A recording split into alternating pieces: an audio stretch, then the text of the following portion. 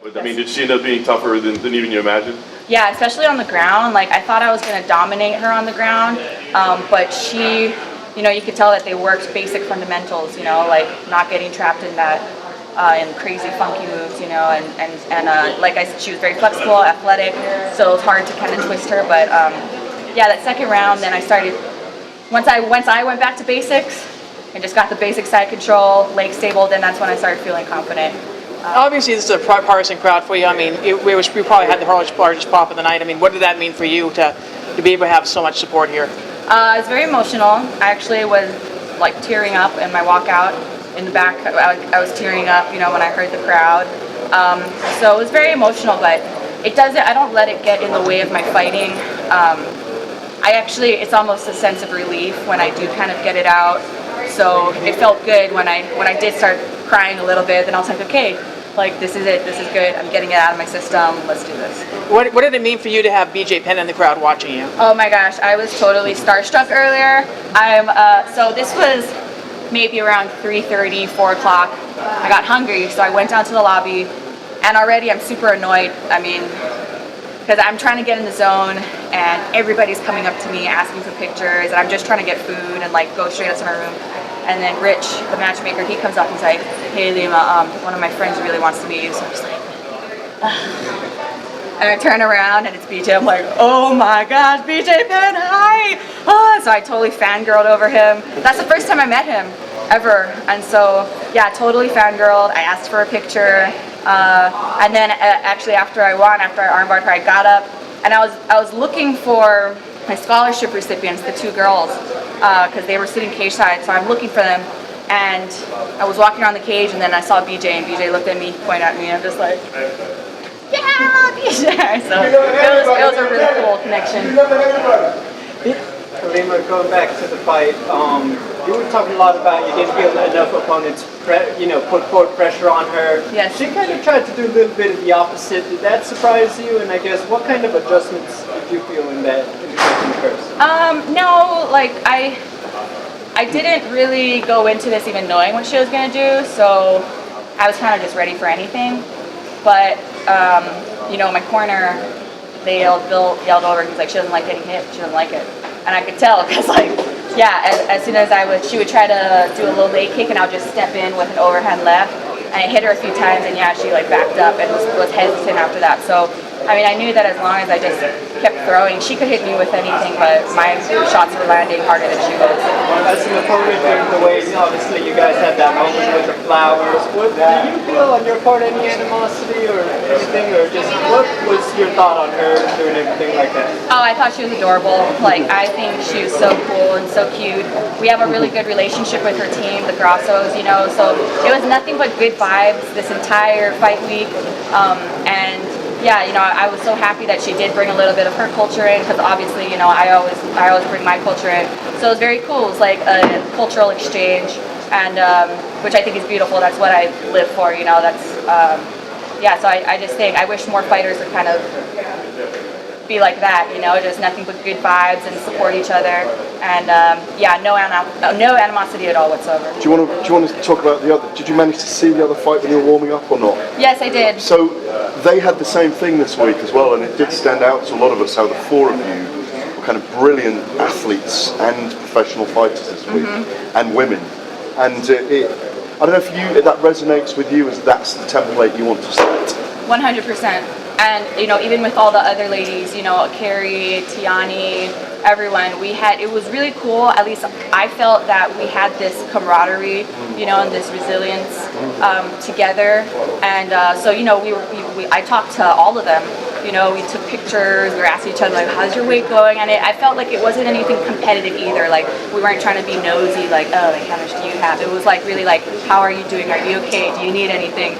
And it was cool. Me and Valerie were cutting weight in the same room. We were warming up next to each other, and we very well knew that we were probably going to fight each other in the future, but that didn't change anything. We were all super cool, and I really liked that.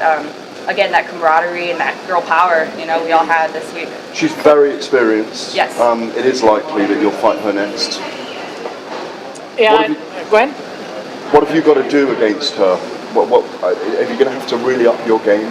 Yeah, I mean, yeah, like you said, she's very skilled, and I think And she was tonight particularly. Oh yeah, and that was such a great fight with Christina, and I give props to both of them. But you know, one thing that I don't think Valerie has been really challenged with yet is an opponent that is very good on the ground. You know, they kept the fight standing most of the time. Same with Kate Jackson, and they kind of kept the fight standing. And so, you know, obviously, if she goes against me, she's probably going to be working on takedown defense, not going to the ground. But like I said, she hasn't gone against the opponent yet who's given her a challenge on the ground. So I think that's what's going to make it interesting. With several fights, it's safe to say you've gotten a lot more attention. You're an even bigger star for Bellator. There's a lot been made about the free agent signings, the big names who come over, but talk about what's it mean to you to be just the Bellator homegrown star, especially on a night like tonight? Yeah, you know, everybody always asks me, oh, are you going to go to the UFC? You know, what's your plans? I'm like, why would I go to the UFC for? You know, you're seeing more and more, fighters come from the UFC over to Bellator. Not just any fighter, like high-profile fighters, Hall of Fame fighters are coming over to Bellator. So I think that's just saying a lot about where our organization is going, and why would I want to leave the people who believed in me and signed me from the beginning, you know? I don't think I would have even got a second look from other promotions, you know, but Bellator was the one, Scott was the one that believed in me. So, yeah, I'm Bellator through and through. And also, the bobblehead, how are you going to present that conversation to Scott Coker? I don't know, maybe I'll do some social media. I didn't have the balls to say it on the microphone, but, you know, everyone was supportive of the Bellator Hawaii thing, so I'm like, okay, one step at a time. How would it look? How have you envisaged it? So, is anyone wearing one of my shirts? Okay, well, I have a green pineapple princess shirt where I have a pineapple in my hand, and I'm like this, so I envisioned it like this. That's what I think. Could the ladies of flyweight be the first to start a Grand Prix for women? Do you think? Yeah, you know, can they make a tournament even though there's already a champ? They all fight. So, but like with the winner challenge me, or I have to be like in it? They're still figuring that out.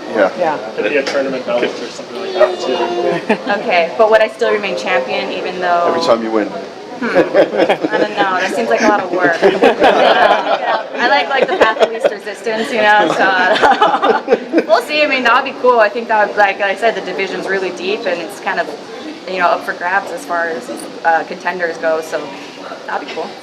Main eventing this card, I mean, you know, obviously you've cemented yourself as well, like one of the top stars here, amongst, you know, so many stars here right now. I mean, what does that mean to you to kind of just show how your main event status, how much support you're getting, and more importantly, you had mentioned before that, you know, you'd love to see an all-female card, a main card at some point. So, can you comment on that? Yeah, that would be sick if there was an all-female card. You know, I think we proved tonight that, yeah, we were probably... Actually, no, the guys did pretty good tonight, too. I was like, yeah, the girls did amazing. We were fight of the nights, but I thought the guys did good. But you know, we do have the talent and the star power to have our own main card, so that would be pretty dope, too. Maybe a main card of females in Hawaii. Yes. 2 more. Oh, real fast, though, I'm going to bring in some of my guests. My girls, Cakes and Shayna. Monica can come too. Yeah. So these 2 beautiful girls are actually my scholarship recipients for the Eliminator Scholarship. They are my Southern California recipients. 2 other recipients are from Hawaii and one is from Panama, so they could be here tonight. And then Monica, she was my dancer who escorted me out and blessed my path to the cage. And yeah, I just want everybody to meet them. And I'm probably going to get super emotional and start crying, but yeah, like these are my girls. I'm so happy they could come, and you know, we represented the Native and Indigenous girls and women and the missing and murdered Indigenous women movement, the hashtag MMIW, just, yeah, there you go, just bringing awareness, you know, and my intertribal youth group, they were all there. So Tiani's going up, Tiani, the Maui girl, she's about to fight, so I really want to catch her fight, but yeah, I just want everybody to see these beautiful girls that came out. Whew. Yeah. To those watching this who don't know why you did it, can you explain why you did it? Yes, I decided to start a scholarship with my bonus money from winning the belt to help young Native girls. They face a lot of violence and a lot of disparities. So I just wanted to bring awareness to them and like show them that they can do anything they want. I wanted them to see all these strong women in the cage and to show them that they could do anything they wanted to. So It obviously doesn't mean much to you. yeah. But it's brilliant to see that emotion because, you know, that's what I was trying to talk to you about just now, the strength of women that we've seen all week through this fight week. Yeah, hashtag girl power. Let's get it going. Yeah. So yeah, thanks Thank you very everyone. much. Thank you, Thank you. Alejandra. Thank you.